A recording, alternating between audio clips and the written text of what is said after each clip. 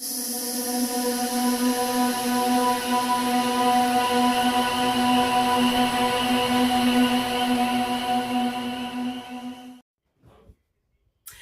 there, and thanks so much for being here. Hi, I'm Teresa from 360 Handmade Bags, and welcome to my sewing studio and my YouTube channel. So today's tutorial is a bag pattern that has been out there for a while. I don't know how long. It's from Purses by Holly, and Holly asked me to do the first tutorial on this, and hopefully there'll be a resurgence on this bag because it is a really, really gorgeous, gorgeous bag. There are two sizes. The large size is called the Diva. That's what we're doing in this tutorial. And then the smaller size is called the Petite. So the Diva size, okay, so the Diva size is approximately 12.5 inches wide by 10 inches tall and 4 inches deep. And the Petite is 11.5 inches wide by 7.5 inches tall by 3 inches deep. Now there's a certain seam allowance in the pattern. I kind of do my own seam allowance. I follow the edge of my presser foot, but there is a specific seam allowance in the pattern. So follow that.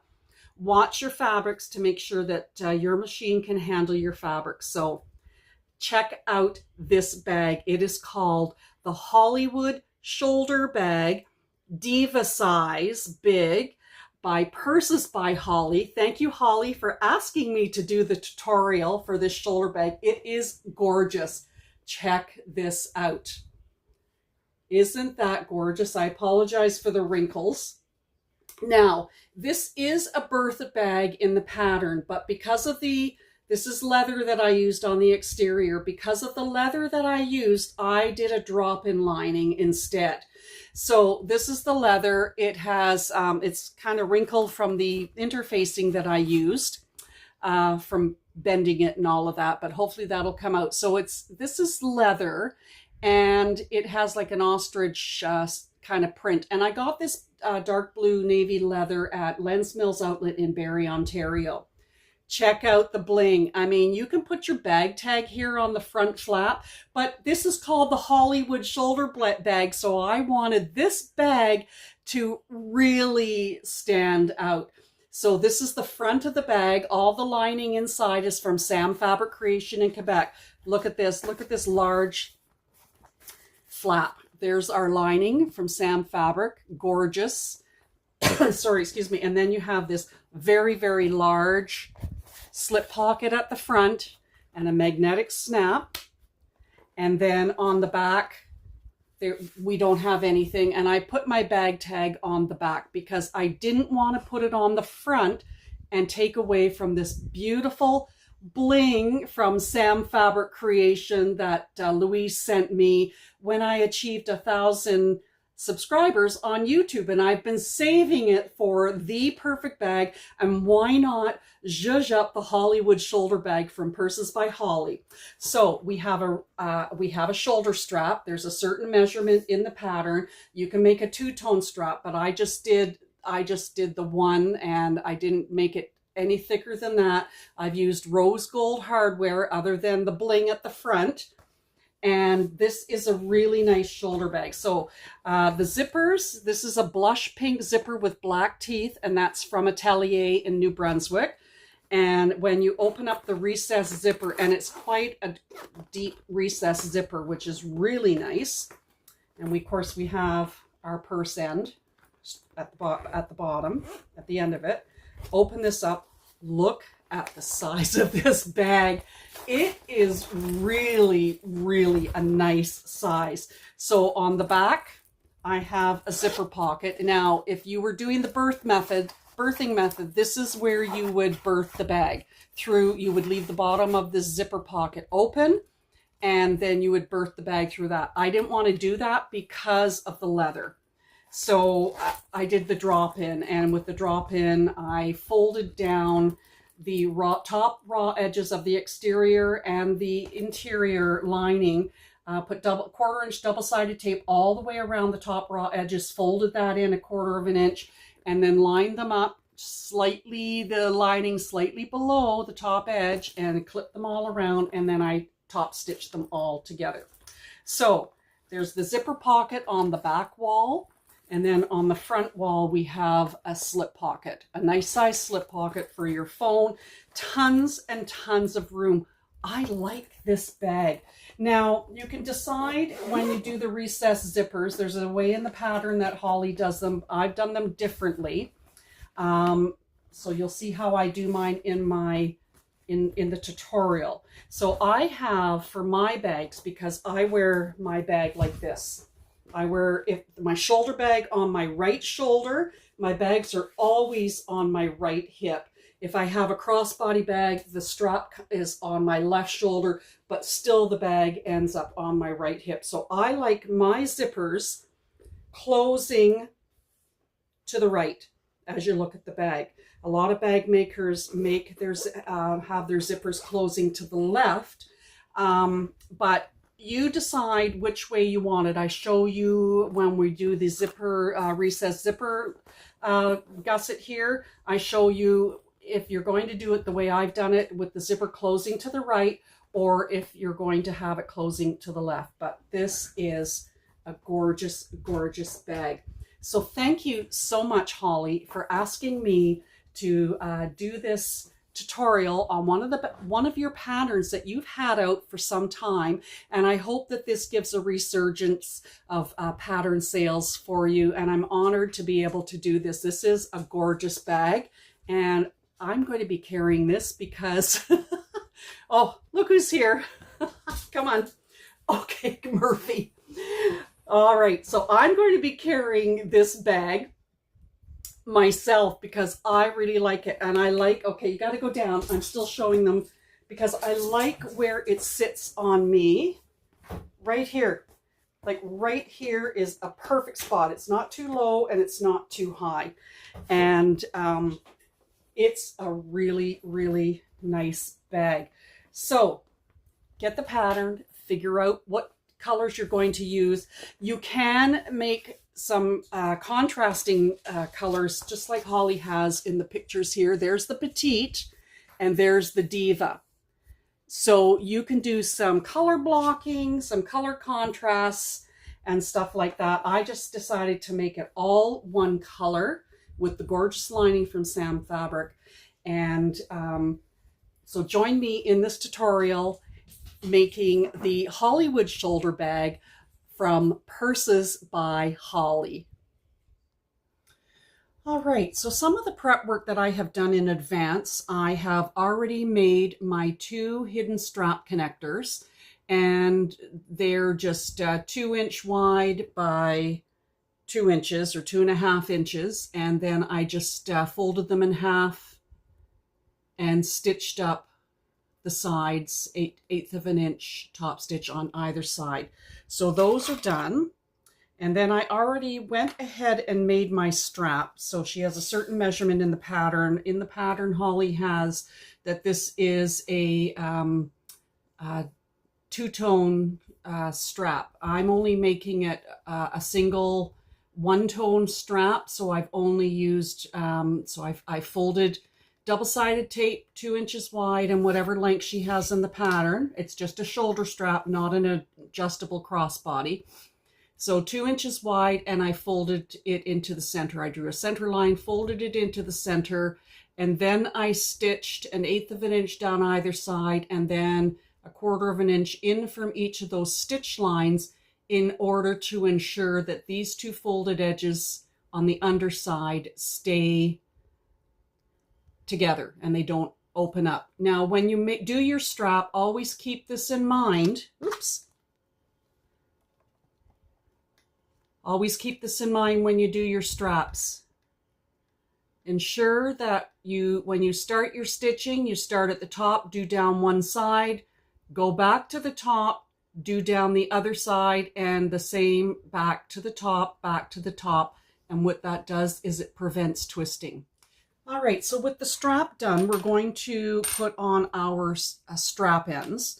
Now, because I only did a single layer of the strap and I didn't do the double layer, it's not as thick as it should be on these ends. So what I have done is I put then 2 layers of scrap leather at the very ends, and then that'll make the end thick enough to put the straps on. So what I also do to help secure the strap ends is on each one I use this fabric glue that I get this at Walmart. It's similar to Beacon's Fabri-Tac. It's not as good. So I run a bead down the trough of the strap connector. Don't go all the way from end to end. Kind of start a little bit from each end and end, because you don't want it oozing out, and this will. All right, then I just tap it down. And then with the right side of the strap connector, the shiny side with the right side, and your underside is where the holes are. So turn that upside down. That's where I've got the extra thickness. Slide your strap connector on.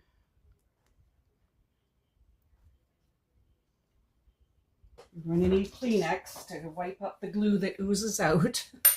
Oops, I didn't want to stay.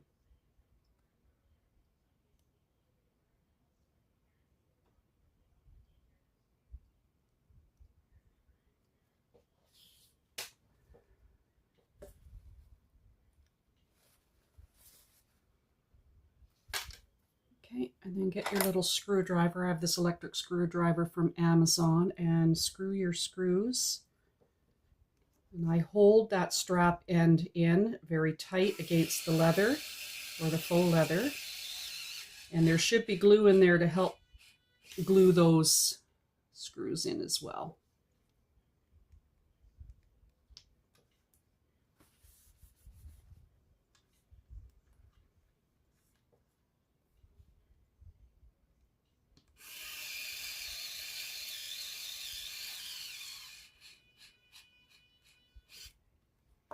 All right, so there's one strap end, and when the glue dries, if you get any of it on your metal, like here's an example, when it dries, you can just take your nail and scrape it off. All right, then we'll put the other one on.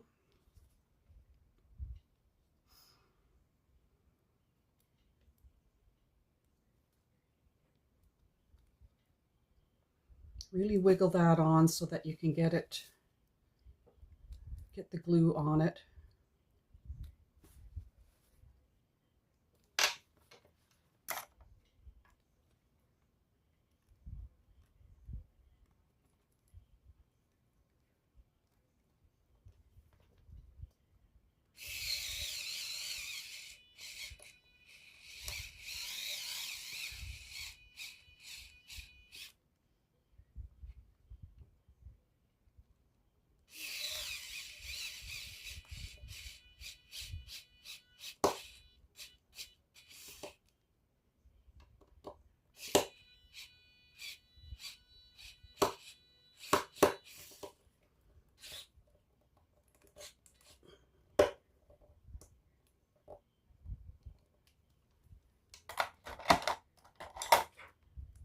So there is our completed shoulder strap, and we'll just put that aside for the moment, and I'll be back. All right, so take your pattern piece C, which is the front exterior pocket. You have one main exterior fabric and one lining fabric, and you've cut both of those pieces on the fold. So with your exterior piece on the pattern, there is a measurement or mark where to make the mark on the wrong side of your exterior for where the female portion of the magnetic snap is going to be. So I have already marked mine, and I've already drawn my lines, my cut lines on the, and I always secure mine with duct tape before I put my magnetic snap on and after. So take your seam ripper and cut those slit marks very carefully.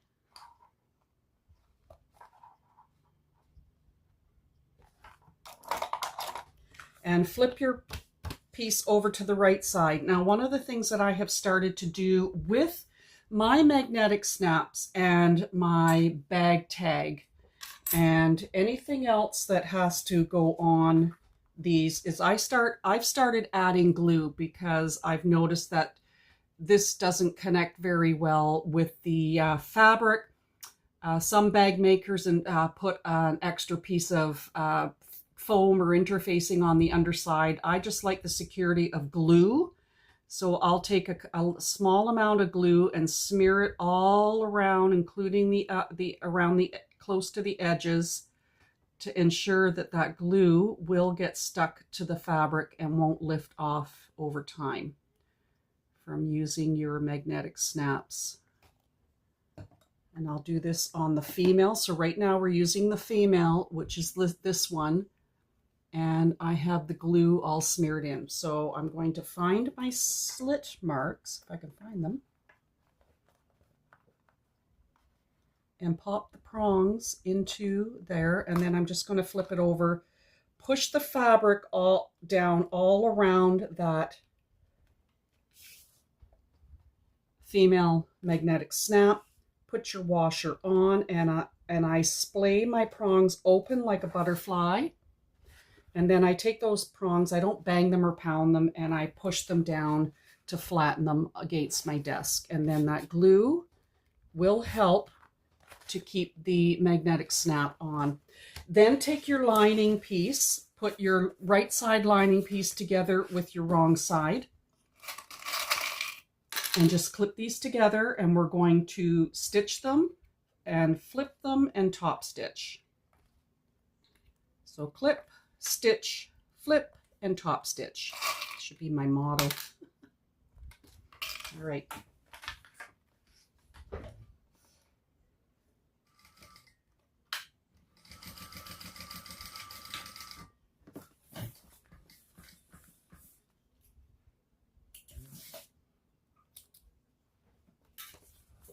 Okay, there we go. All done. Isn't that beautiful? Look at that. That's gorgeous. Okay, I'll be back.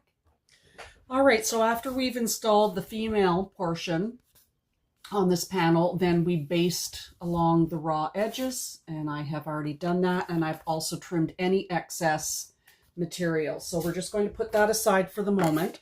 Then you're going to get your pattern piece D, the front pocket flap. You have one, now you can do this in a contrast exterior fabric. I've just done everything with this spotted or ostrich textured leather. So you have one exterior and one lining and one lightweight interfacing. So I've interfaced the exterior with the fusible woven or fusible fleece. The lining I didn't, because it's already about a 400 to 600 denier, and it has the PVC backing. So on the lining side is what we're going to be installing the male portion of the magnetic snap. So I've already found my center of this panel, and there's a certain measurement from the bottom edge up to this point, and I've marked my center. I've put my duct tape. My lighting is terrible. I put my duct tape over top, and I've got my mark here. So I'm going to mark my slits for my magnetic snap.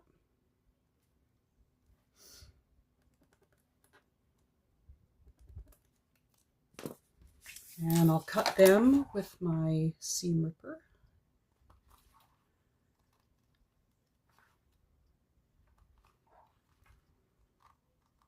Now I could use on this side, even though this is waterproof canvas, I could use fray check.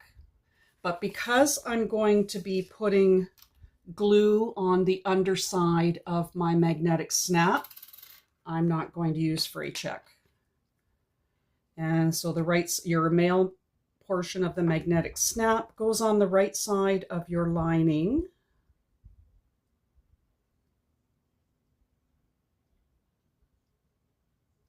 And especially this piece, I ensure that there's enough glue right to the very edges, because this is where I find that it can lift up.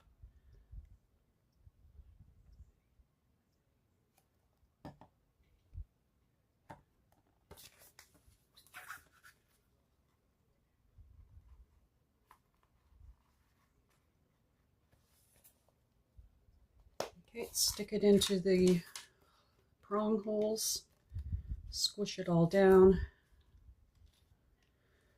put your washer over top, splay open the edges, and then I push the edges down, and then I really push that on there. Now, at this point in time, we're just going to put the lining aside for a second, because I'm going to zhuzh this bag up. I mean, after all, it is called the Hollywood shoulder bag, so I am going to install this piece on here on the front of the flap to make it, why not, Hollywood. All right, I know it's silver and my hardware is gold, or sorry, my hardware is rose gold, but I'm going to put it here. All right, so we have our magnetic snap installed on the lining, and then I have my zhuzhed up bling from Sam Fabric Creation on the front, and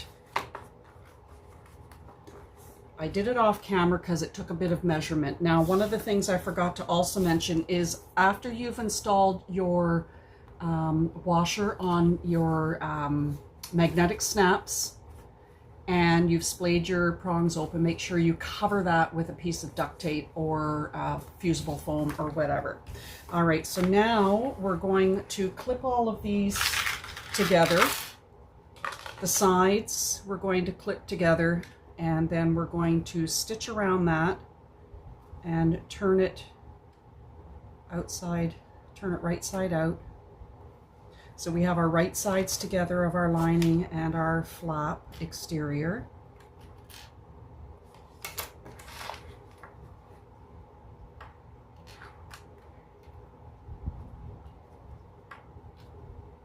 Now in the pattern, I think she has it to install the magnetic snap after, but I do mine ahead of time.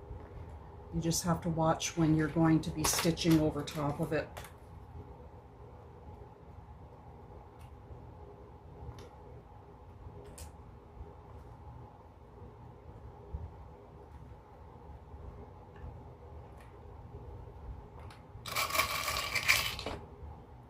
All right, and we're going to stitch this on and then clip it with our pinking shears,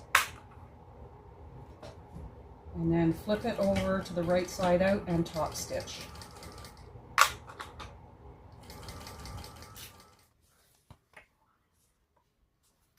Okay, I'm just going to make little snips instead of my pinking shears because this is going to be a little thick. So I'm just going to make little snips with my scissors just to help it when I turn it.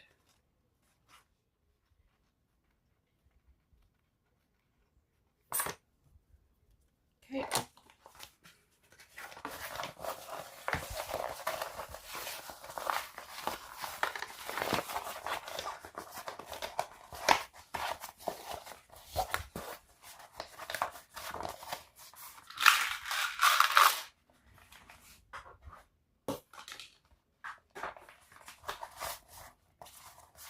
Smooth all of your seams.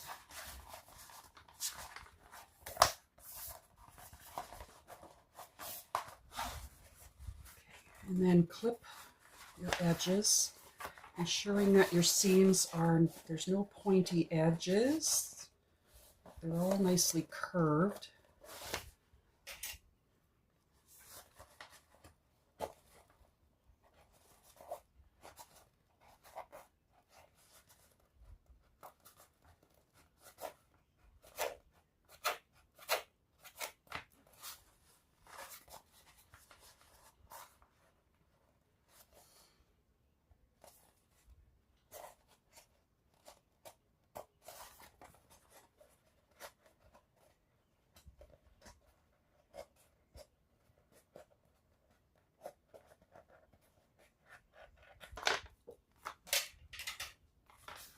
And I'm going to clip all these edges before I top stitch.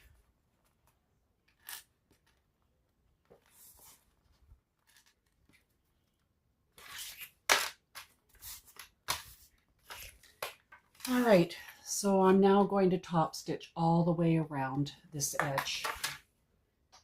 I'm going to increase my stitch length. I had it at a 3. I'm going to increase it to a 3.5.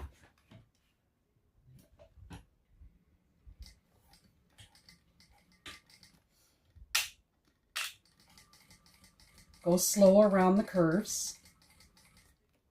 Stop as you go around if you have to.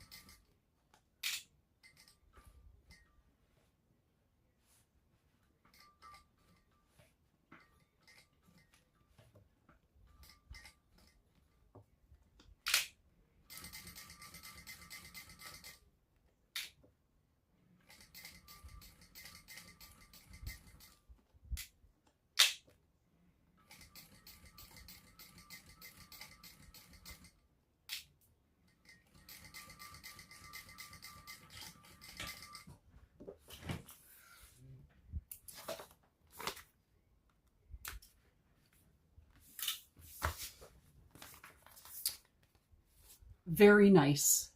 That looks amazing. All right, I'll be back. All right, so now get your pattern piece A, the front and back panel. You have 2 exterior and 2 lining. So I'm just going to put the lining aside for the moment. Now my 2 exterior, I did do the foam, which is the by Annie's Soft and Stable foam. So I've done 2 of those. I'm going to put one of my exterior aside. And we're going to take our front pocket with the female magnetic snap. Make sure that on the exterior panels you have all your centers marked. And we're going to line up. This one's fairly easy. There's no matching the centers. We're just going to line up the corners, all the bottom edges, and clip. And the side edges, make sure that they're lined up.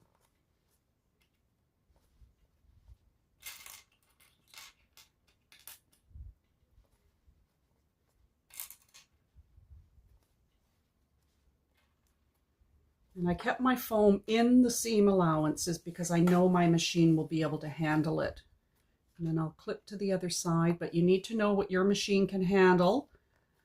If it can't handle thick seams, make sure that you keep your foam or interfacing out of your seam allowance. All right, so I'm just going to baste all the way around this clipped edge.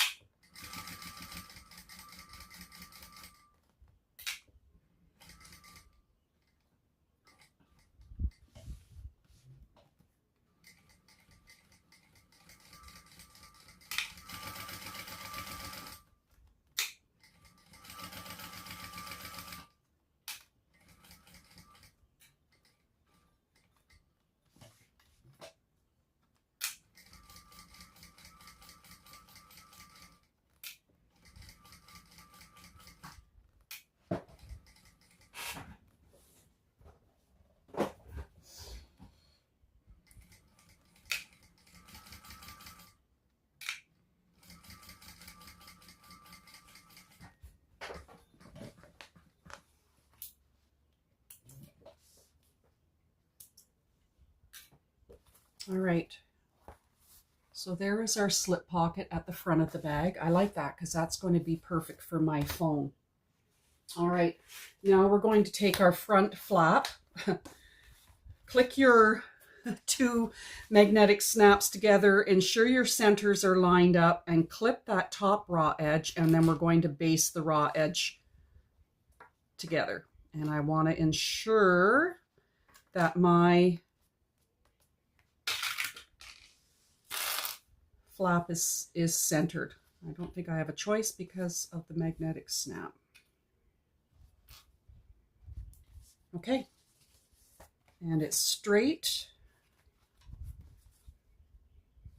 All right, there we go. And I'm just going to baste across the top clipped edge.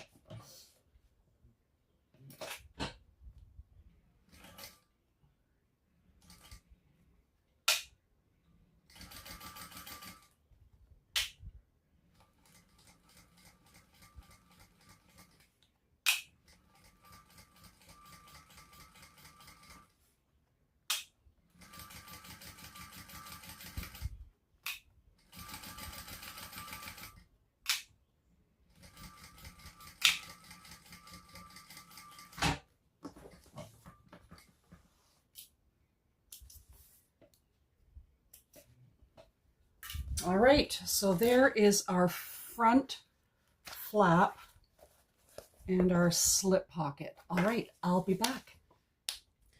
All right, so we're going to take our finished front flap and slip pocket. I've got my centers marked. Then we're going to take pattern piece B, the front and back upper panel. You have 4 exterior pieces and 2 you interfaced with fleece interfacing, and that's what I've done.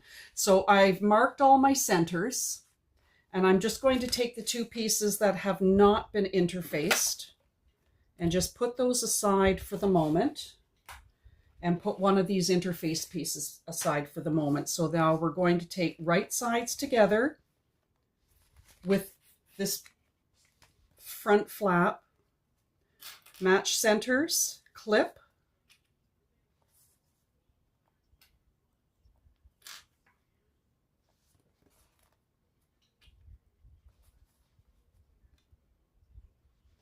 and then we're going to stitch across the top edge at the seam allowance in the pattern.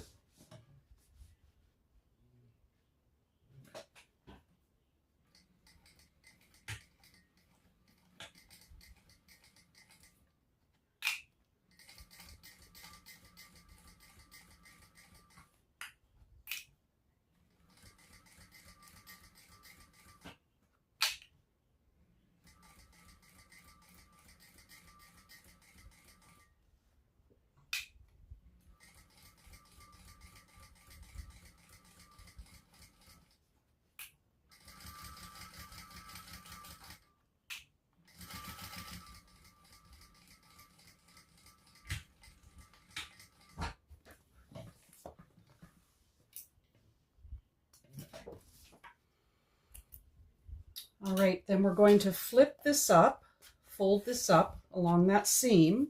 So we've pushed this up, and now I'm going to top stitch just above the folded edge there.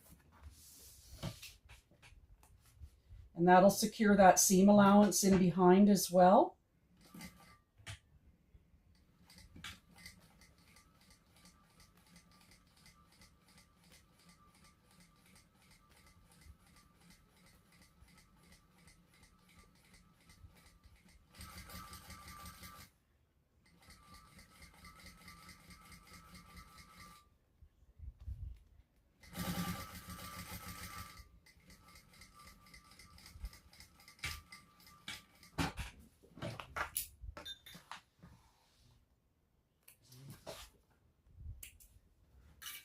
All right, just like that. Now we're going to take our pattern piece A, the back exterior panel. We still have our 2 lining pieces. So I'll keep that pattern piece. And I have my centers marked, and then you're going to take your other pattern piece B, the front, upper, and back panel, the other one that you have interfaced, and we're going to clip those right sides together, and we're going to matching centers and stitch, and then flip it and top stitch.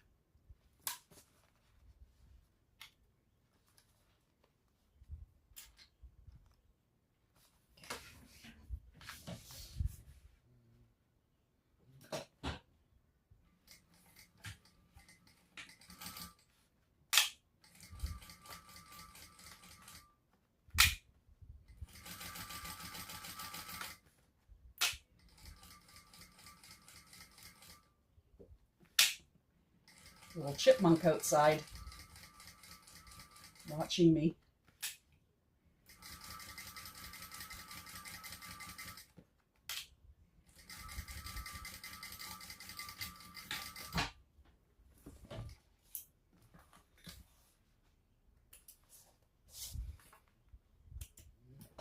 All right, and we'll flip this up,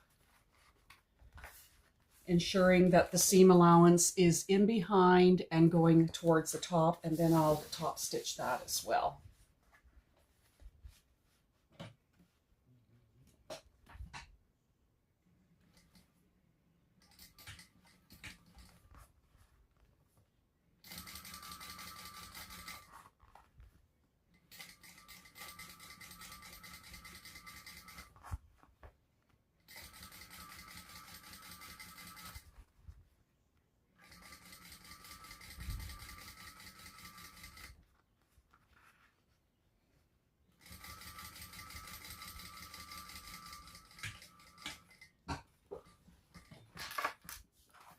All right, so we're going to gather our pattern piece G, the side set panels. You have two main exterior panels, and I've already added my foam. Then you're going to get the two connectors that we made. Now you can be either using O-rings or rectangle rings, and I'm using these pretty rose gold rectangle rings. So we've already made our connectors 2 inches wide by whatever length, folded into the center and stitched, top stitched on either side. So connect, add your D-ring or your O-ring or your rectangle ring. And then I have my centers marked, and we're going to center these, ensure that so right sides together and your connector is pointing down towards the bottom. You could baste these shut. I'm just going to clip them and ensure that they're centered, and do that for both, and then we'll baste them.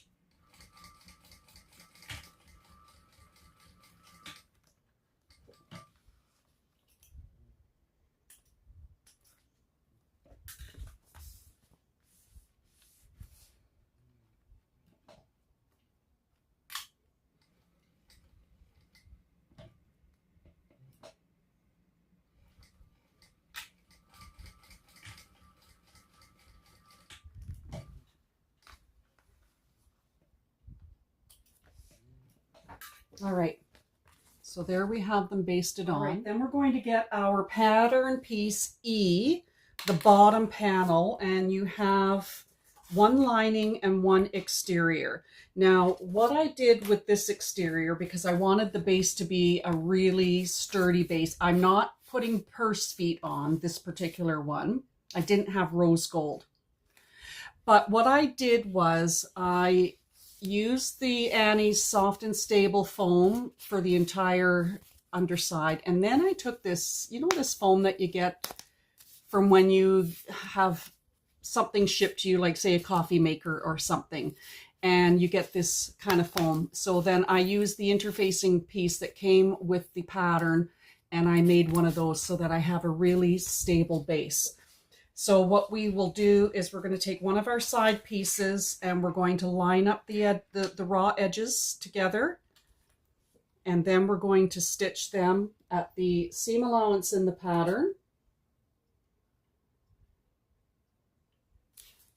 And then we'll top stitch them. And then we'll do the same for the other side.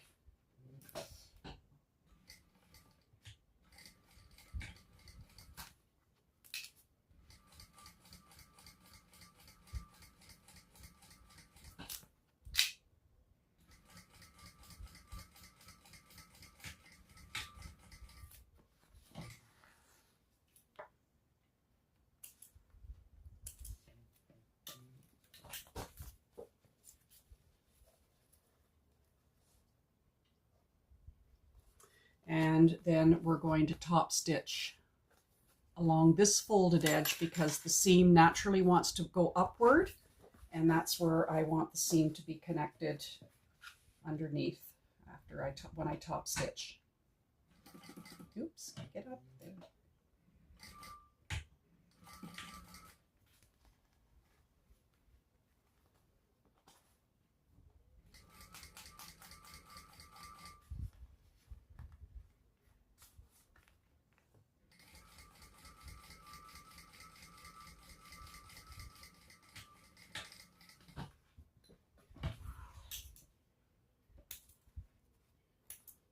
And we'll repeat for the other side.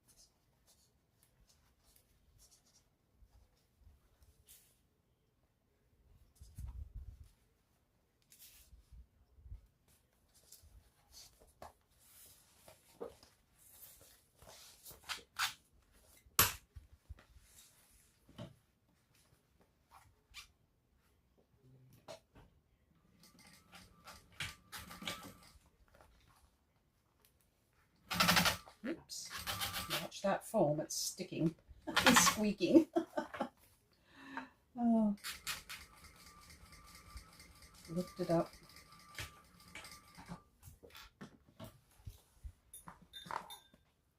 All right, so now we're going to attach the front and the back pieces to our bottom and sides. So all we're going to do is I'm going to start with the back. So right sides together, match your centers. Make sure your centers are marked on your bottom and your top edge. Match your centers and clip.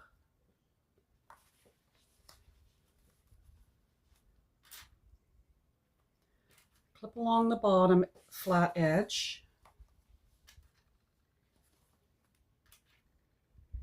And then take your sides and line up top edge of the sides here.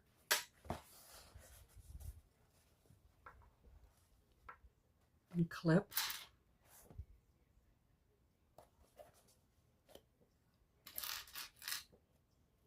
Clip all the way down.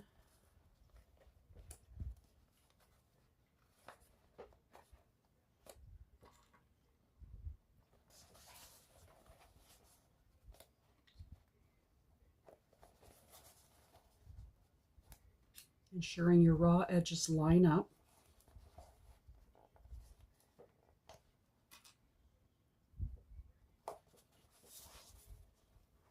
And that everything meets, and it does. It's a beauty. That's wonderful. I love it when that happens. No puckers.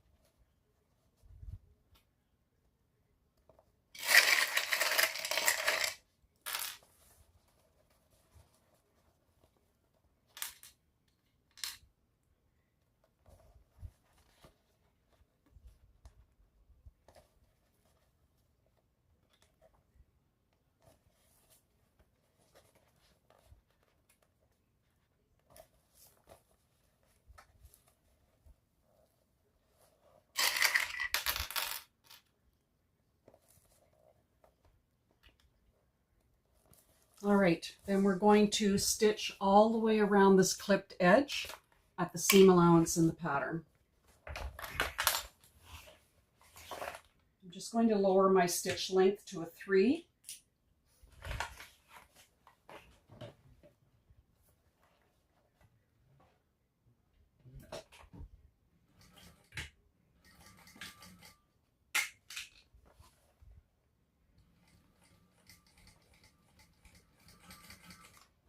Mine will be thick going through because I have foam on both sides.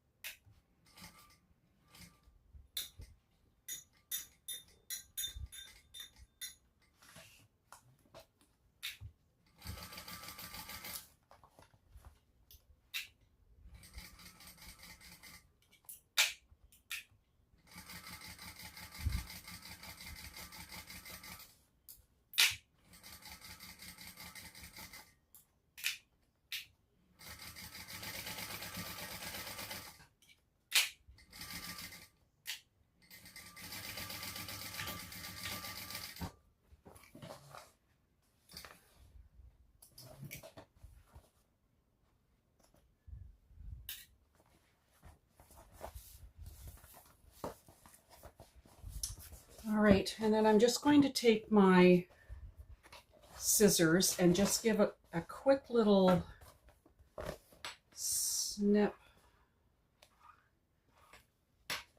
That's okay. Okay, and then I'm going to attach the front panel.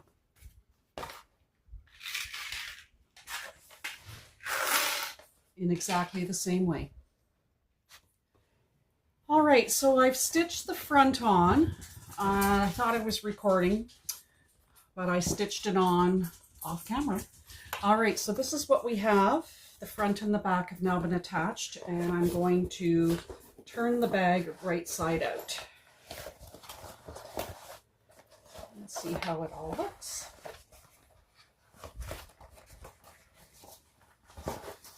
Push out all your seams.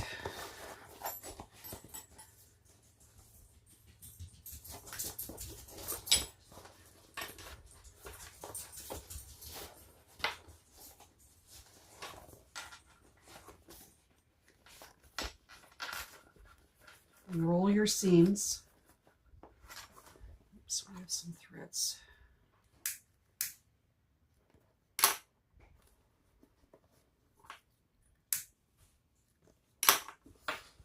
Okay, so roll your seams.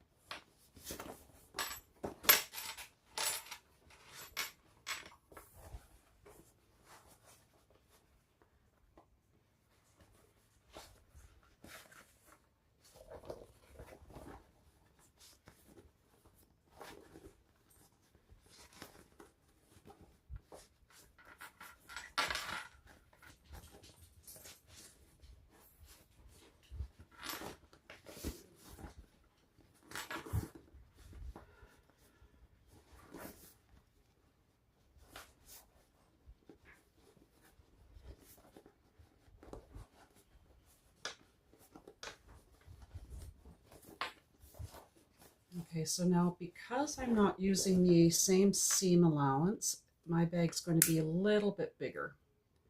All right, a little thread there.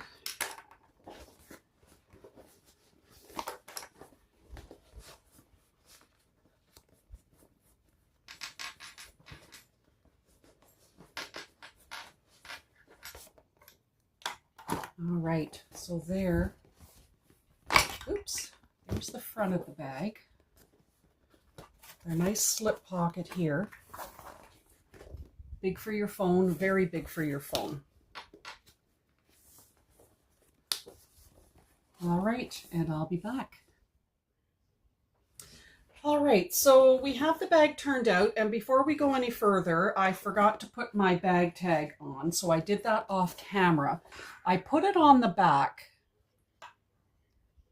You can see it there. I put it on the back because I didn't want to detract from this beautiful bling we have on the front of our Hollywood bag. All right, so we're going to put the exterior aside for the moment. Now, we're going to need your short zipper with the zipper pull on. Make sure your ends have been burned to prevent fraying, and then double-sided tape on both ends. Then you're going to take one of your lining pieces from your pattern piece A, well, the front and back panel, so you have 2 lining pieces left. You're going to lay your lining piece right side up. And then you're going to, this does not have a specific pattern piece. It was in this list for cutting out the Diva size. These are extra pieces we had to cut. So this is the interior zipper pocket. So there's a specific measurement to, mark your centers top and bottom, mark your centers top and bottom. So there's a specific measurement to measure from the bottom edge of the bag lining up to this edge, and then put your linings right side together, your zipper pocket lining and this lining right side together. Then I used a painter's tape or masking tape to hold it on.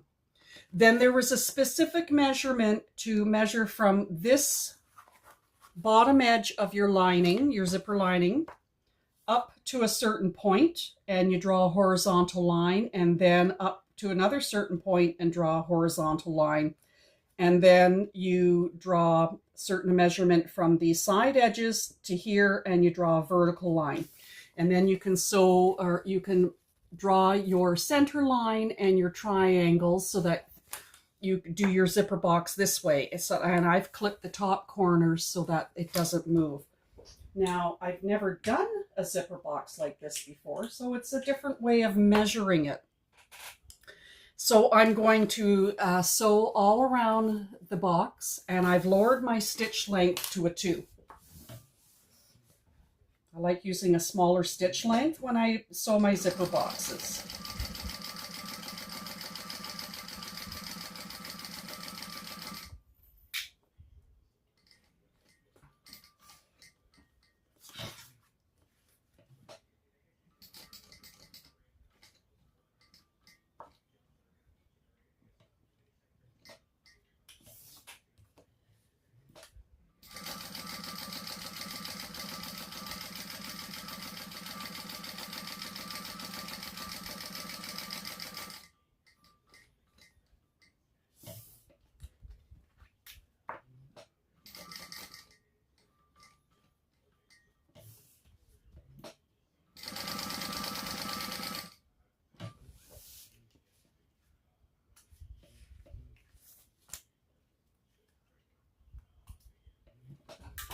All right, now we can get rid of the painter's tape, save it for another day.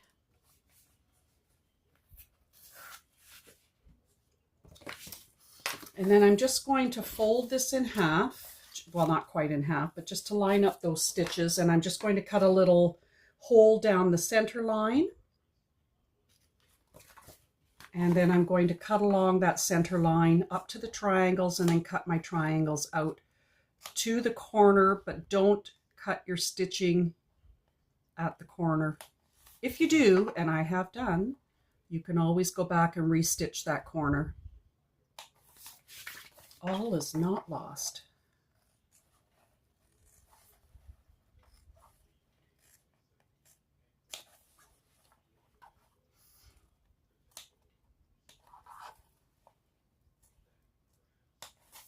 All right, then I take double-sided tape, this one.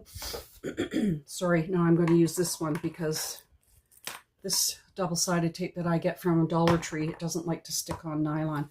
All right, so I'm going to just put double-sided tape far enough away on below and above the zipper box.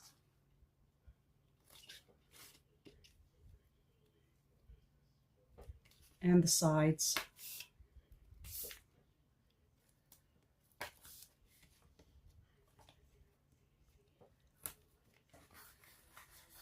Oops, getting stuck. All right, and then push your lining through to the other side.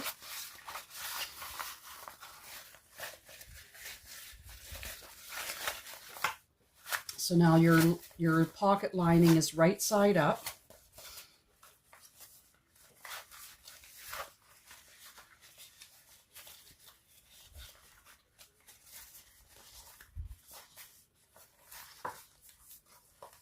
All right, and then I'm just going to, want to clip this bottom edge just to keep it out of my way.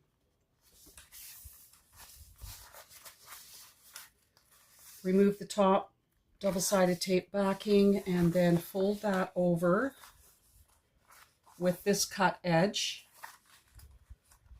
and stick the two together.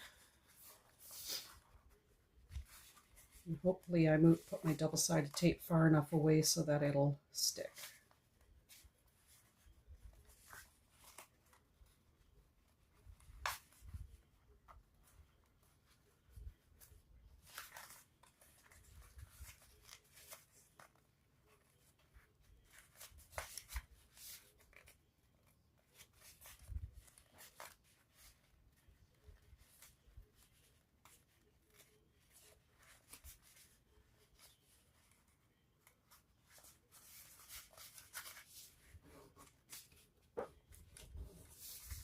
Remove the sides, and you can pull your sides.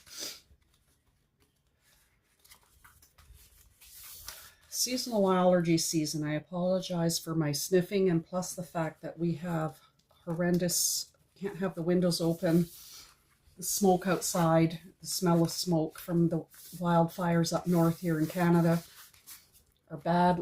Yesterday, the air quality in Toronto, which is just 2 hours south of me, was the worst in the world. Not in the area, not in Ontario or Canada, but the worst air quality in the world because of the fires. Climate change is wreaking havoc on our world, our planet, unfortunately. All right, everything has now been folded down. Okay.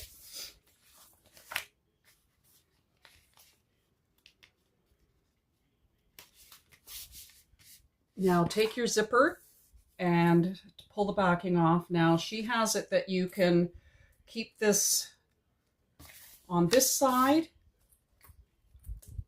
and center your zipper over top. If you want your zipper pulling to the left, I'm going to do how Holly has it in the pattern. So if you want your zipper pulling to the left, then I have it with it upside down. I have it looking like it's pulling to the right. And then center your zipper in your zipper box. And then I'm going to flip it to the other side to make sure that everything's lining up. Oh, well, that's a pretty cool way of doing it. It's different. Make sure your zipper teeth are centered in your zipper box.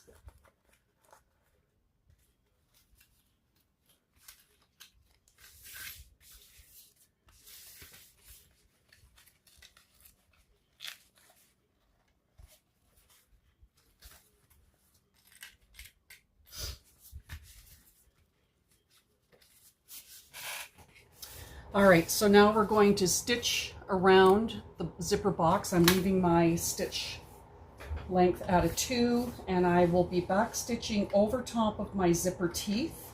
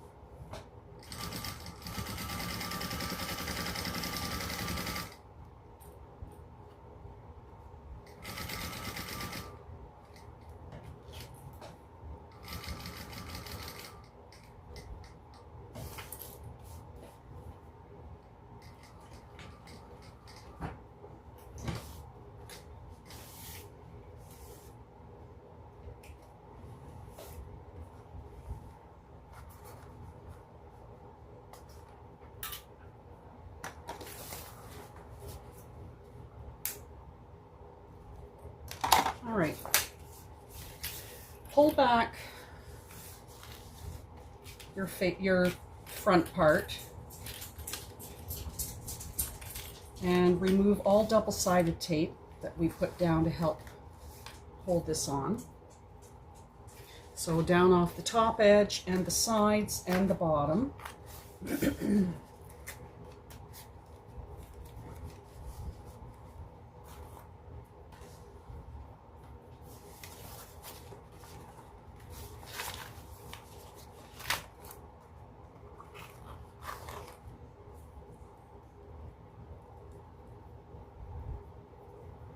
All right, and then, so Holly has, so this is a different way of doing a zipper pocket. All right, after removing all double-sided tape, take the top part, fold it down. Now in the pattern it says these two are supposed to meet. For some reason mine aren't meeting. And I'm just going to trim that off. Now she also has in the pattern to leave the bottom of the zipper pocket open so that it's our turning hole. However, I'm going to have to do a drop-in lining because of the fact that that leather is too stiff. So we're going to seal up the zipper bottom, and I'm definitely going to have to do a drop-in lining. So I'm going to fold the sides back, and I'm going to stitch down the side, across the bottom, and then up the other side.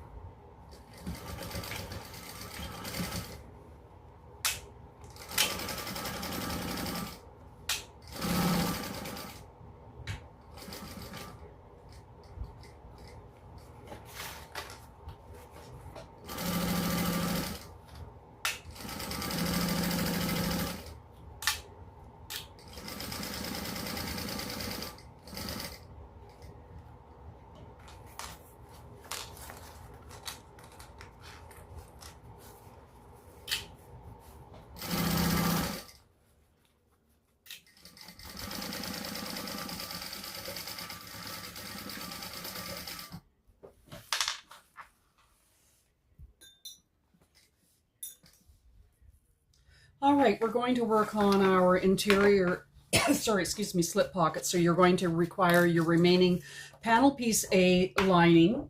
Centers are marked on the top and bottom.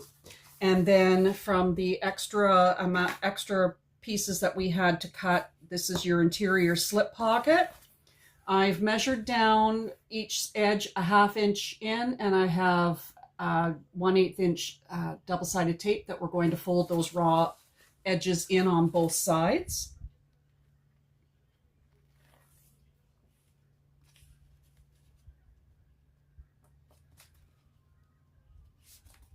So the raw edges get folded to that 1/2 inch line.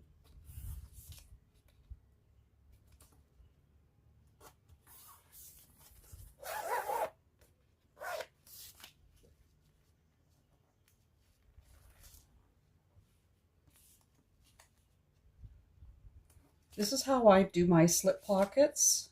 It's easier and faster.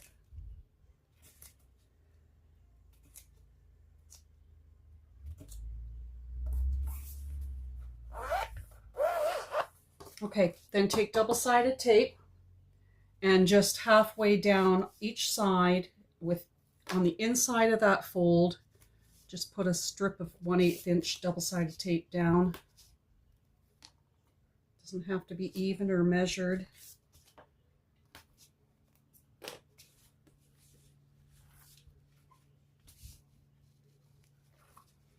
And then take each corner and match each corner, and then fold these edges together so that your folded edges are even on both sides.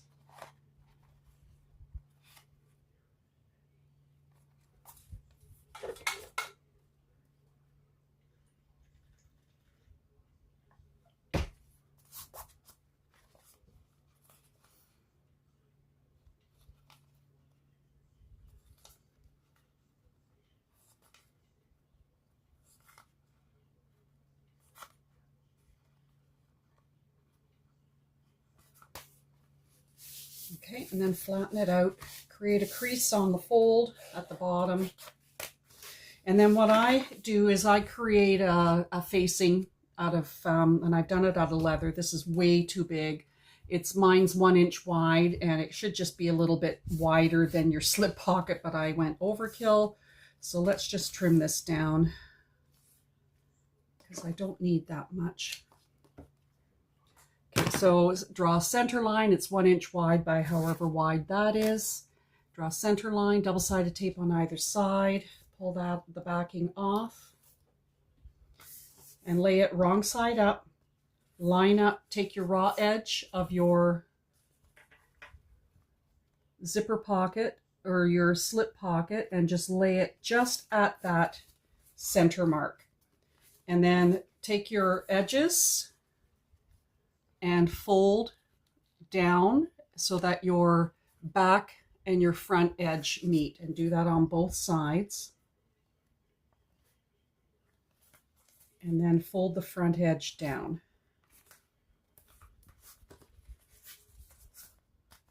All right, just like that. Now I'm going to sew.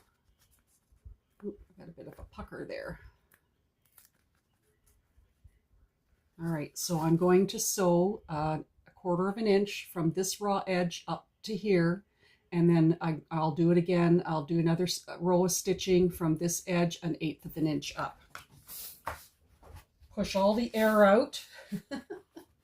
This does create a lot of air.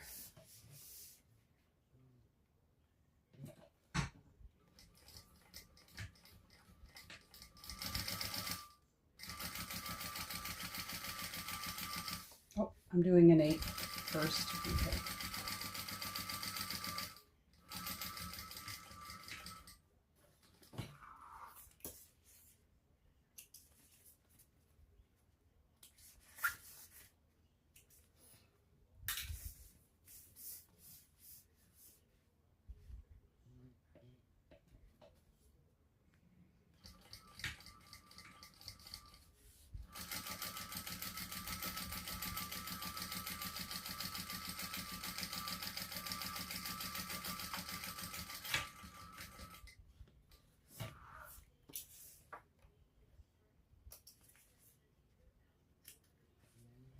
Okay, trim off your excess edges here.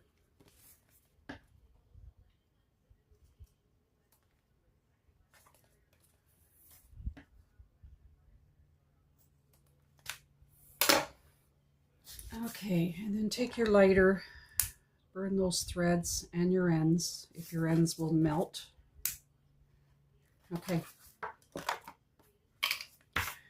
Then take your lining piece, you have your centers marked top and bottom.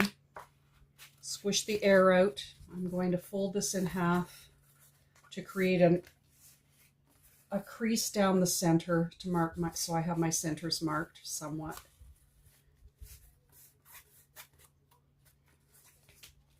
And then I'm just going to place that about an inch below the top edge. I'm sure there's a measurement in the pattern. Just want to make sure that this is lined up and straight.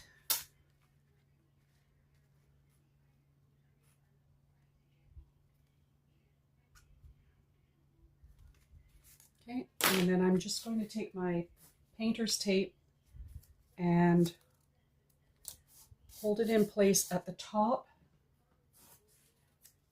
and the bottom at the moment. And then we're just going to stitch all the way around here at 1/8 of an inch seam allowance.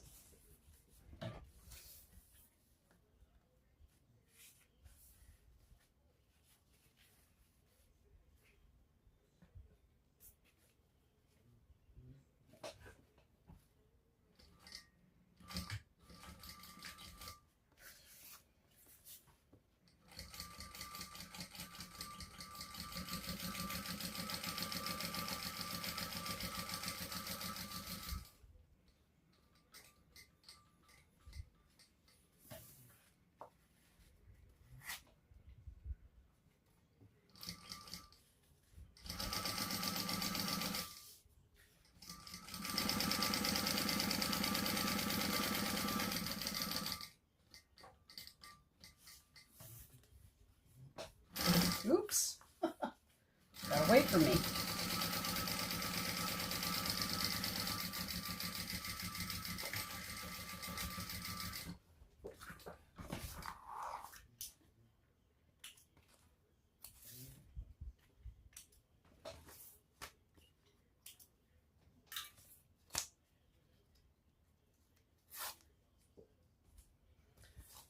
Okay, so there's our slip pocket, and I'll be back. All right, so now we're going to start preparing our long zipper, which is the top zipper. And we're doing the 90-degree turns on one end, or in other words, the Butler method. So the first thing that we do is we draw a horizontal line across. I don't measure, I just kind of go down. Separate your zipper past that line. And then on one side, take your two edges, ensuring that they're lined up, and fold on that line, creating a crease. And then hold that corner, and you can see that the back end of the zipper pops up. Take that folded edge and fold it right under the zipper teeth, and then pin.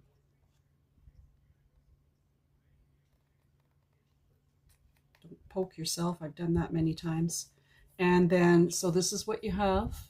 So your fold is right under the zipper teeth, and then do it for the other side. So fold at that line or on the line, create a crease, ensure that your side edges of your zipper are even. Hold the corner, and you can see that that back end pops up. Fold that fold underneath the teeth, and then pin. Air conditioning just came on, so it's going to be noisy. All right, so this is what we have. Then we're going to turn it up this way because it's going to go through our sewing machine this way, and then we're going to stitch this edge about 1/8 of an inch at the most on both sides, stitch up to the teeth, and then back stitch back. Right, so we're going to stitch that. Watch your needle or your pin. Stitch up to the teeth.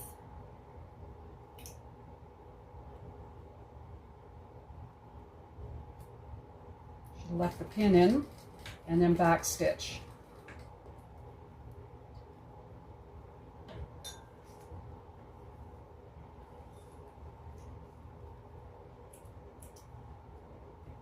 And repeat for the other side. Leave your pin in if you can.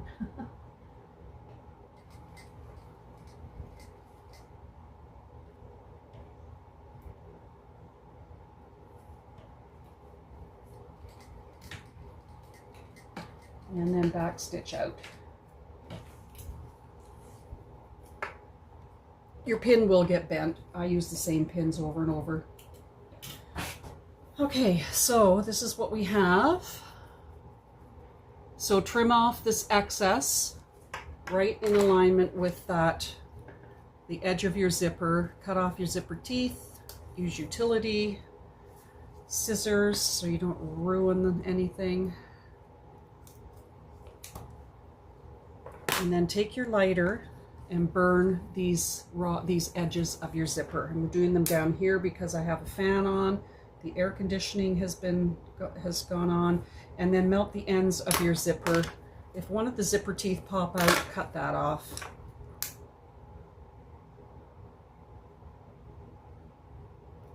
Really melt it good. All right, and you always have that excess, that little zipper tooth pop out.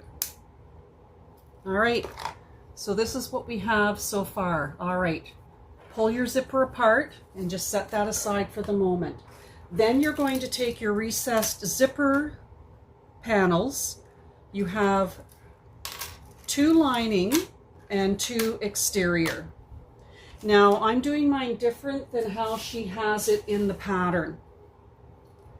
So on the wrong side, I'll do it on, show you on this side. On the wrong side of each piece, your 2 exterior and your 2 lining, I've drawn a line from the edges to here and a 3/4 of an inch.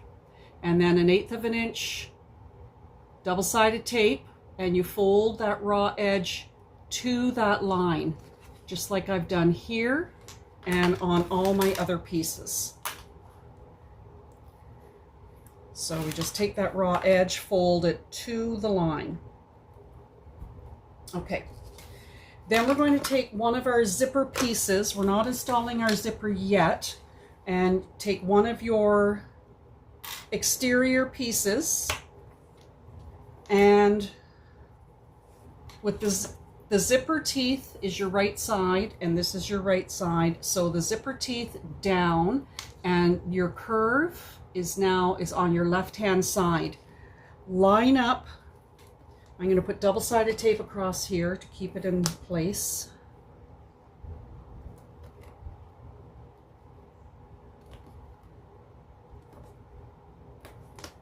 I'll be doing that for all of them as I go. All right, so the curve of your zipper is on the left side. Line up your zipper teeth. See where that edge is here? You're going to line up the edge of your zipper teeth with the edge of that fold. And then stick it all across the top edge, because you have double-sided tape there to hold it on. Double-sided tape across the whole top edge here on the wrong side of the zipper, including that little end where we didn't attach the zipper to, and right across there. Then take one of your lining pieces. I've got them all clipped because the double-sided tape isn't going to stick. Then take one of your lining pieces and line up these 2 folded edges, the corners, together. And I'm going to clip them as I go. And then line up all of your top edges.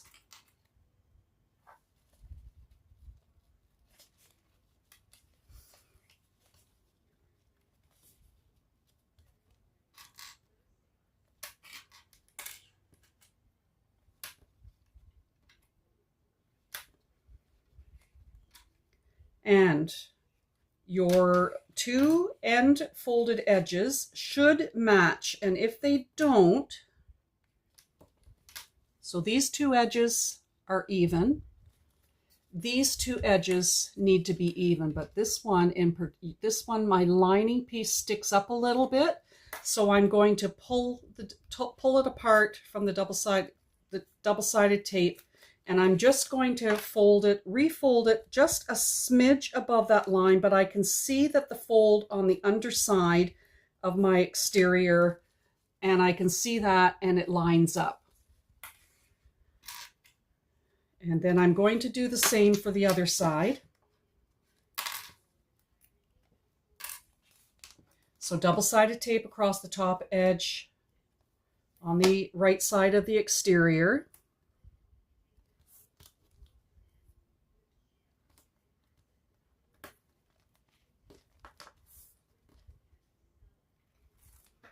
And this time, the other half of the zipper, your curve with the teeth right side down, teeth with the right side, your teeth are now on the curve on the right hand side.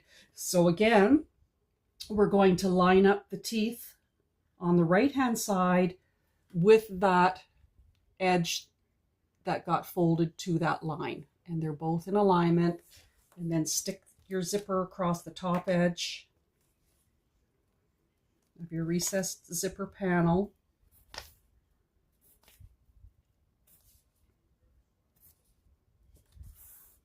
Double-sided tape across the top edge of the wrong side of the zipper.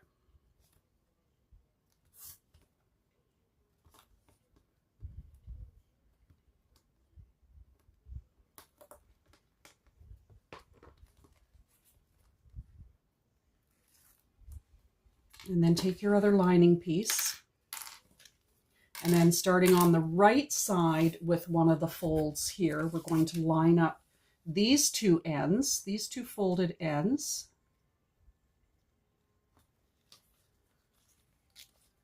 And then line the lining all up along the top edge of the zipper.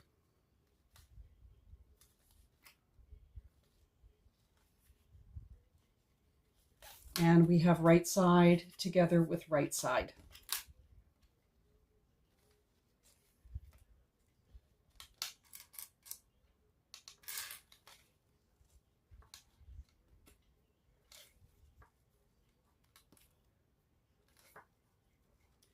And then we check this end when we get to it to make sure that these folds are in alignment, and this one's too big, so I'm going to unstick it and refold it so it matches up the fold on the underside, my exterior piece. This is a very easy way to do your recessed zipper.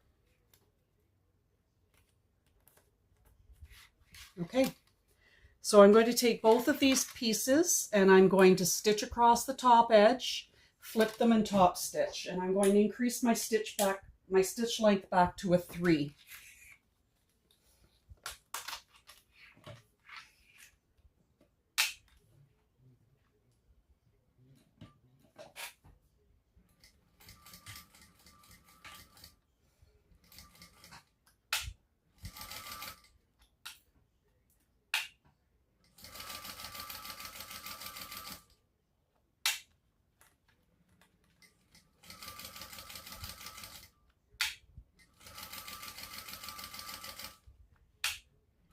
And I'm sewing right up against the zipper.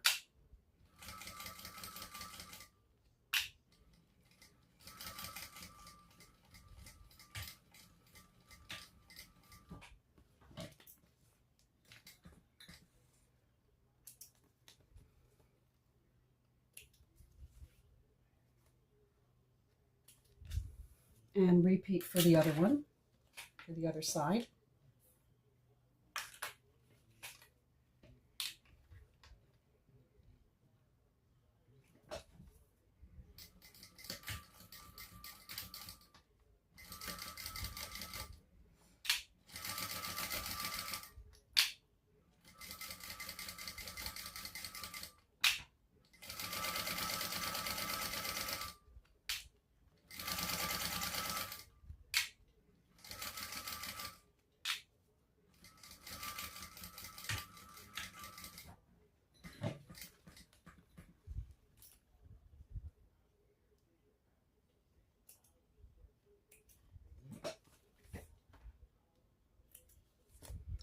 Now, before we flip it and top stitch, excuse me, we need to trim some of these corners. So on the end, the corners that are close to the end of the zipper, where the zipper tail is, we're just going to peel those corners back. They have double-sided tape, and then we're just going to trim those corners off on both pieces. And then on the ends, closest here, we're just going to clip this corner. Don't clip the zipper, but clip the corner.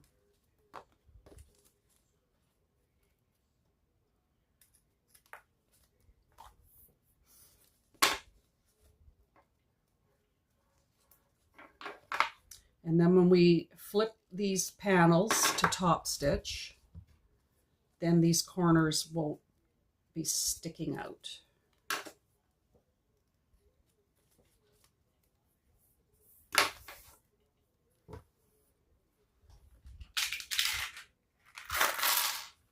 All right, so now we take our panels and with wrong sides together, we clip the edges, making sure that our folded edges match on both ends, especially this end where our zipper is, the zipper end is. Clip that.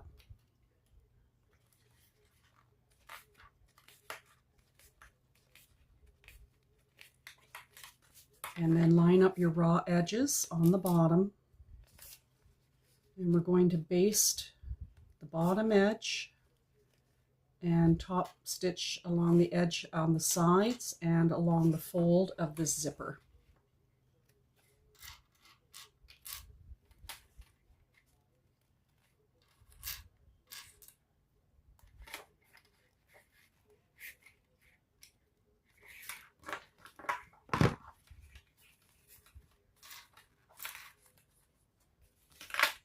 And repeat for the other piece.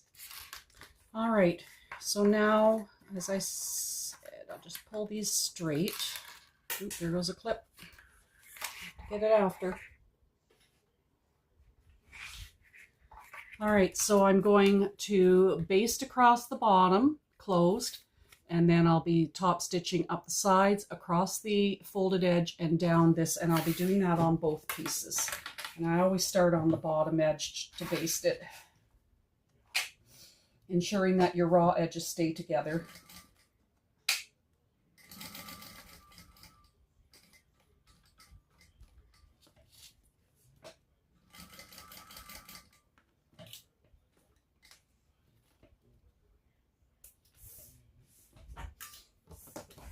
All right, so there are our two recessed zipper panels, and I'll be back. Oh, before I forget, take each edge and find your center on the bottom raw edge on both pieces. I always forget to mention this.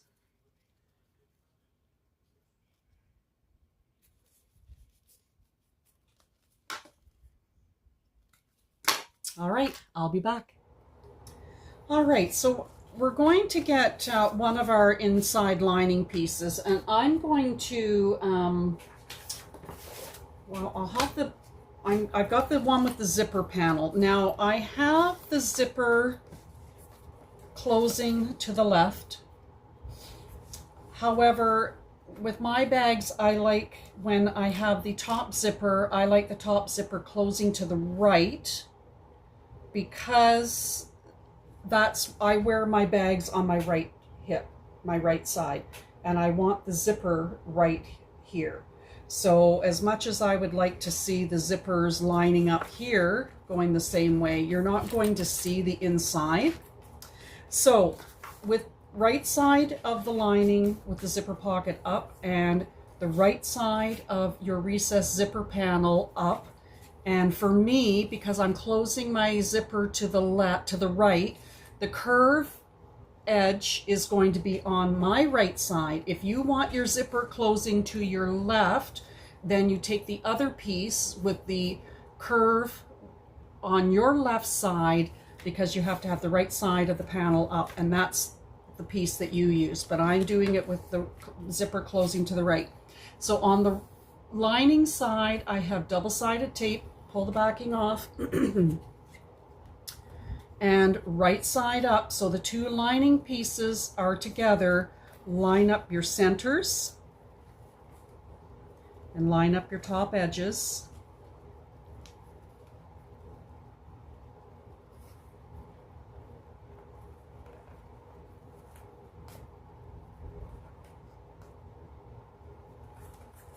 And then double-sided tape across the whole top edge.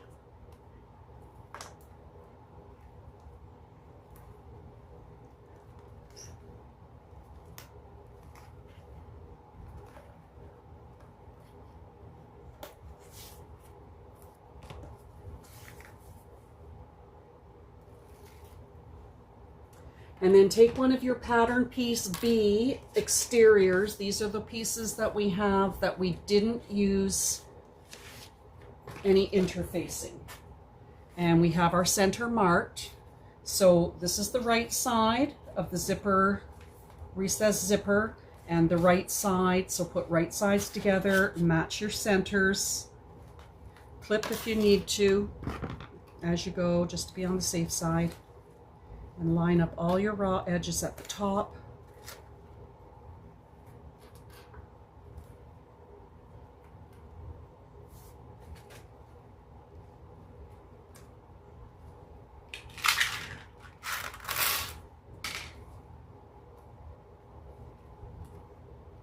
And clip. And then we're going to do exactly the same thing for the other back panel. So this is the one with the slip pocket that I added. So my curve now on this side is going to my left. So I have double-sided tape on the lining side, peel that off, and line up your centers at the top.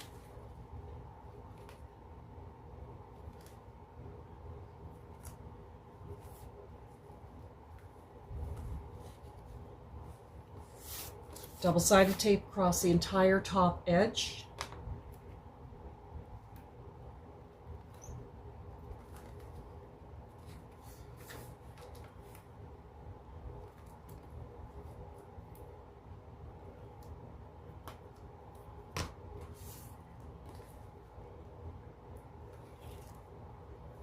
And then your other exterior piece, line up your centers. And the air conditioning is off, thankfully. Clip.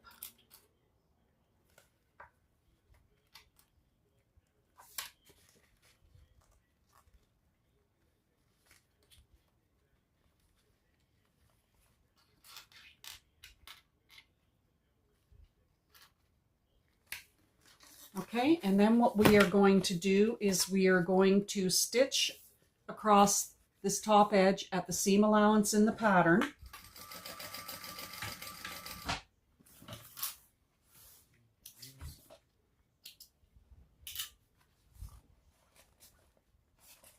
Okay.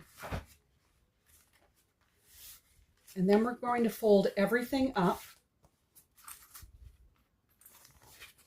just like this, and the seam will be heading downward, and then we're going to top stitch across on this side of the fold, not up here but down here, and we'll top stitch right across that on both pieces.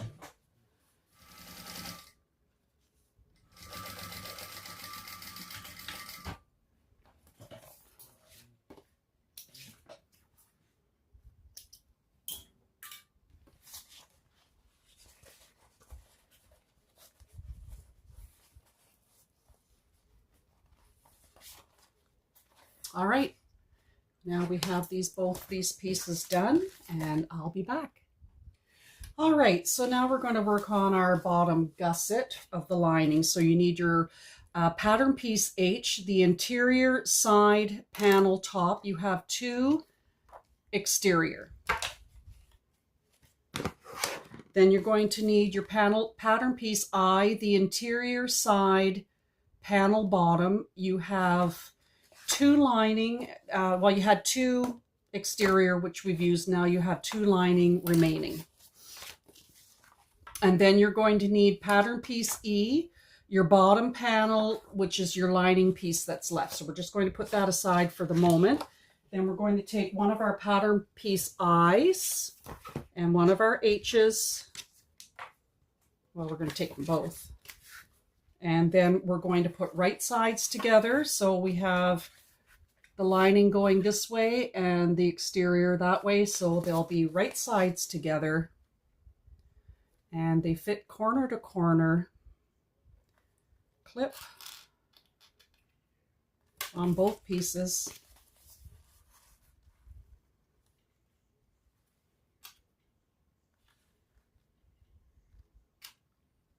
And then we'll stitch across on both of them and flip them and top stitch.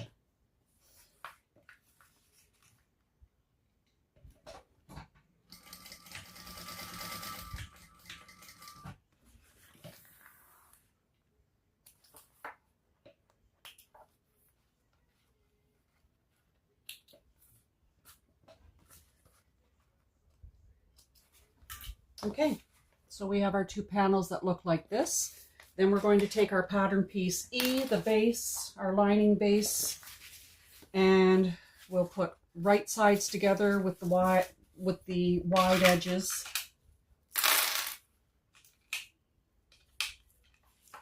And clip them, stitch them, flip them, and top stitch. And I'll do that, I'll do both of them, clip them both together, and then do all that at one time. So clip, and then stitch, flip, and top stitch.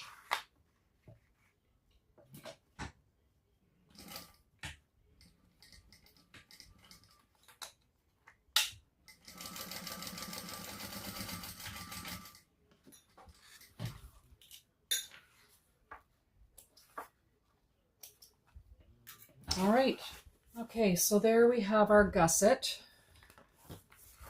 So now I'm going to take my 2 sewn seams of the bottom and I'm going to mark my centers on on either side of the bottom. Okay, and then I'll take one of my panels, it doesn't matter which. And then we will clip, just like we did with the exterior, we're going to clip the lining pieces together, right sides together. And as I said, I'm going to be doing a drop-in lining just because my exterior is too thick to go through this, what would have been this little pocket. Line up your 2 side edges, ensuring that your zipper tails are out of the way. So line up those top corners evenly. And your side seams should all match beautifully, which I love. So you start on the top edge, you start at the seam allowance in the pattern, and then you graduate to a larger seam allowance all the way around until you get back to about this point, and then you're going to come and make a smaller seam allowance to the seam allowance that's in the pattern. And that'll make your lining smaller, slightly smaller inside the bag, and then it won't be baggy inside.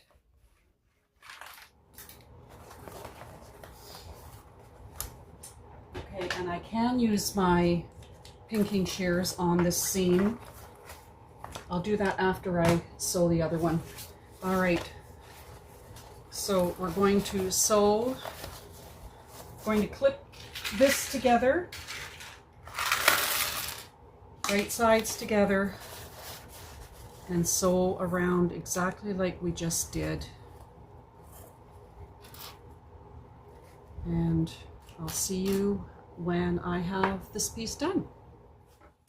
All right, so as I said earlier, I'm doing a drop-in lining. So what I did was on both the exterior and the interior, I ran a 1/4 inch double-sided tape all the way around the wrong edges, and then turned those edges over about a quarter of an inch, the width of the double-sided tape. And then I clipped it all into place to make it stick. So now we are going to drop in our lining. Oh, and I trimmed all the on the lining after I stitched it all together. I took my pinking shears and I trimmed the edges back to about a quarter of an inch. So this is the front of the bag facing me. No, that's the back, sorry. It's my bag tag. So this is the front of the bag with our bling. And I want the zippers to be closing. All right, air conditioning just came on. I want the zippers to be closing this way. So the curves are now facing that way. And I'm going to just drop in my lining that way. So in my bag, the slip pocket is against the front and the zipper pocket is against the back. So stick it all in. I'm going to have to put it down here, and I'm going to just turn this way so you can see it better. And so now my D-ring connectors are going upward. So I'm going to take my two lining side edges with the side edges of our lining, and I'm going to line them up. When you put your lining in and you match everything up, don't match the edges up evenly. Your inside lining, have it slightly, if I can, I'm fighting with clips here, have it slightly below the exterior. All right, so I'm now going to clip these seams first. All right, so we have the bag like this, all clipped around the top, and I'm going to top stitch. And I'm going to be top stitching on the inside. It'll just make it easier. And I'm hoping to pull my threads to the back. When you sew, make sure that your recess zipper is out of the way, so it's not in any way of your lining, and check your bobbin thread to make sure you have a full bobbin. I just checked mine and I'm very glad that I did, because my bobbin thread was almost out. So check your bobbin thread. And let's sew this marathon bag. Take some of these clips out. Come on, get in. All right, let's sew this. I'm going to see if I can go through. I'm going to hand crank it over the sides and over top of those D-ring connectors. All right, the marathon sew has been done, and I did it off camera. So there we have our top stitching all the way around the outside, and then you can see it on the inside with just this exterior edge just peeking above that lining. So I'm pulling my threads to the back. Just gotta find my threads, and I kind of started at one of where the D-ring connectors are. Now, one of the things I should have done with my D-ring connectors, had I realized I was going to do a drop-in lining, I should have had them come further down instead of sew them right along the edge, because I don't have any room to put a rivet now to hold it into place, but they're secured in there with stitching and top stitching. All right, so I've already pulled 2 sets of threads, and I tied them so I knew which ones I had already pulled. And I'll pull the other one. Grab the loop. Come on. Okay. Take my 2 sets of threads and tie them off. And I always do 2 ties in each hole to ensure that that doesn't pop open. All right, trim that right off, and then I'll burn those.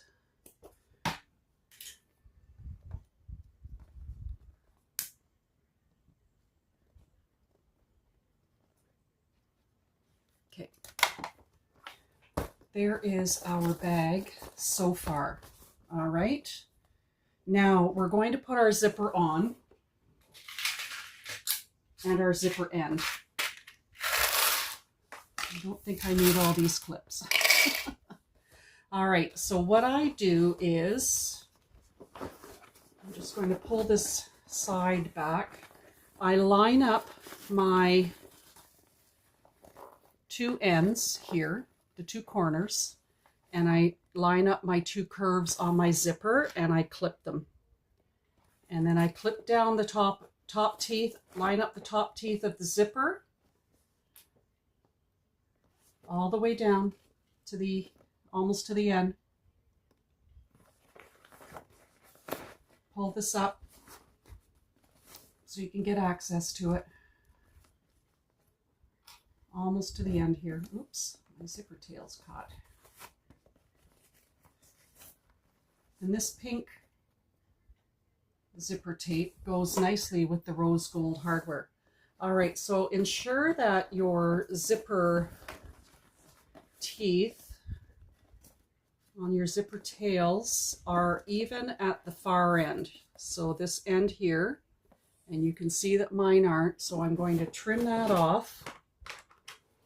I'm going to trim about 1 inch of it off, maybe 1.5 inches. Trim it straight.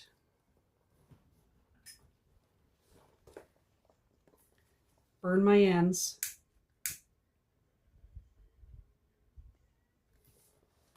And then get my zipper pull and my zipper. Okay, so there's my zipper end. And there's my zipper pull. All right, so I'm going to put my zipper pull on. Cut those teeth off that have popped up from being burned. Okay, line up your ends.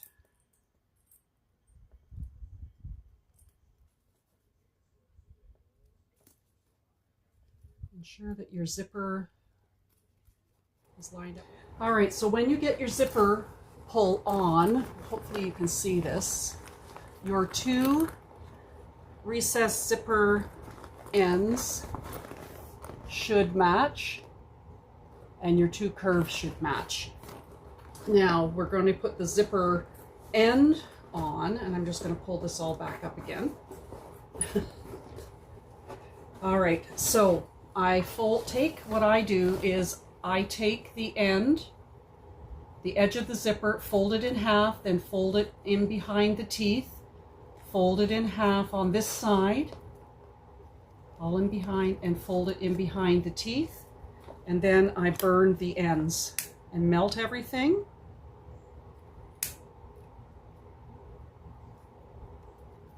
And then I clip it. And then we take our zipper end, and I'll take the screw out of the back.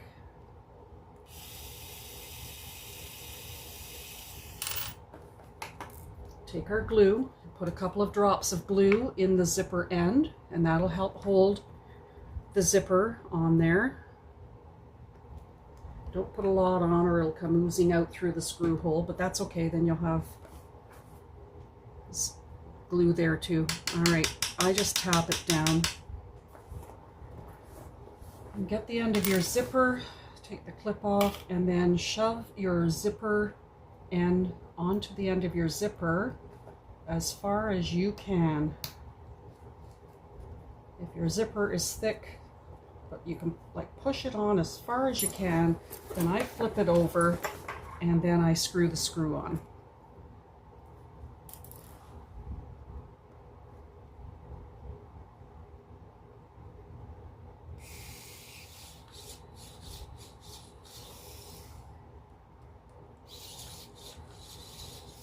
All right, now our zipper end is on. It's like that, and you can tuck your zipper end Okay, so just push your lining all the way in. This is a really nice purse. You can even wear it like that or like that at the front, but that, I could have come up a bit more with that, but I wanted it closer to the bottom where the magnetic snap is, because you're probably going to like grab that. Anyway, all right, so we've got the zipper closed. Now we will put on our strap, and we're going to need rivets. Okay, there's the front of the bag. So there's our strap, because it's just a shoulder strap. So the right side of your strap connector, feed that into your D-ring or your rectangle ring, and I think I'm just going to be putting in one rivet. So I've got to leave enough room for me to get the press in here. Okay. And I'm going to make a mark with my gel pen for one rivet in the center. Get my punch.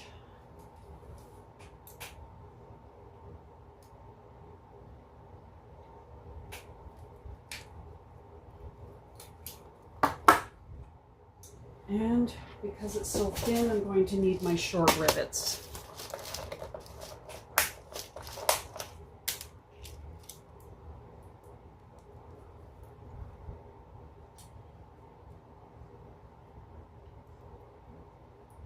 Nice bag, very nice bag. All right, and then take the other side. Move it over here.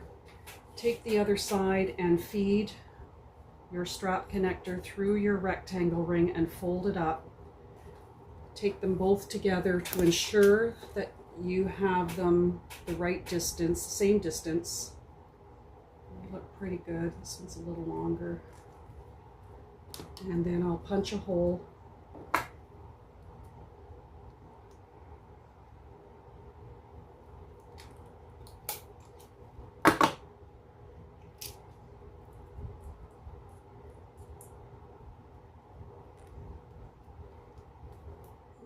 That, and I hang my rivet, my press right along the edge here, and then I hang it over the edge.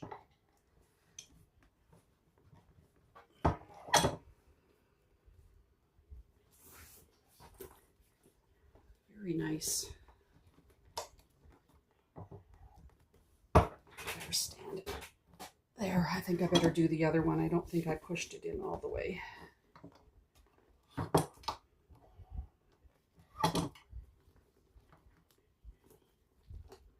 Yeah, I didn't push it in all the way. That's why I have to stand. Yep. All right. All right. It's done. So here is the Hollywood shoulder bag. Wrinkles because it hasn't been stretched out. The Hollywood shoulder bag by Purses by Holly. So this is the front that I zhuzhed up with this rhinestone bling from Sam Fabric Creation. I used the fabric, exterior fabric. I used this ostrich kind of flat print leather from Lens Mills in Barrie. And the lining, the inside lining is from Sam Fabric Creation. So check this out. There's the front and there's the back. So the front has this large, this is the Diva. So there's the lining from Sam Fabric Creation. The large has this, or the Diva has this very large slip pocket at the front, huge, big bag and a magnetic snap. And then the back is just flat. And I just have my bag tag on the back because I could have put it on the front, but I didn't want to take away from this look. And then we have a shoulder strap. So it's the perfect size for me. I like this. I like this size. It's perfect for me with the measurement and the pattern for the strap length. I didn't do the two-tone strap that she had. I just wanted it all one color. So we have a recessed zipper inside. And when you open it up, on the back wall, there's a zipper pocket. Now, this is the zipper pocket. If the fabric had been lighter weight, you would berth it through the zipper pocket. I didn't because I created a drop-in lining because of the fact that this is getting wrinkled, the leather from the interfacing that I used. And then on my front wall of the bag is a slip pocket. So lots of room to put my Samsung S25 Ultra. Tons and tons of room inside this bag. This is a large bag and it's so pretty. Like, it really is. That's why with the name of it, the Hollywood shoulder bag, I wanted to zhuzh up the front. That is really, really nice. And you have a lot, like the recessed zipper is deep enough. So if you're in a hurry, you can even throw your phone in the top there. That's kind of what I do with these. Or if you have a bottle of water, like typically bottle of waters are like this, 500 ml. You can stick it in there and it will carry very, very easily. So this is the Hollywood shoulder bag with a short strap. You could make an adjustable strap to make a crossbody if you want, but this looks a little more classy. I used rose gold hardware other than the front of it. But my zipper tape is pink, a very, very light blush pink with black zipper teeth, number 5 zipper teeth from Amazon. And actually, no, I'm sorry. The zipper tape that I used is a really nice blush pink with black zipper teeth. And I believe I got that from Atelier in New Brunswick. But look at this. This is a gorgeous, gorgeous bag.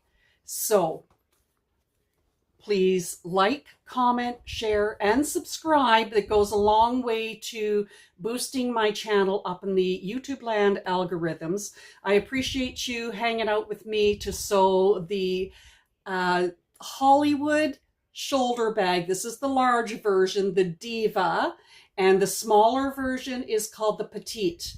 So maybe next time we'll do the Petite, but this is a pattern that Holly has had out. I'm not exactly sure when, but thank you, Holly, for asking me to do the first tutorial on this bag. It is stunning and it's a nice size bag. So thanks a lot, guys, for being here and hanging out with me in making this bag.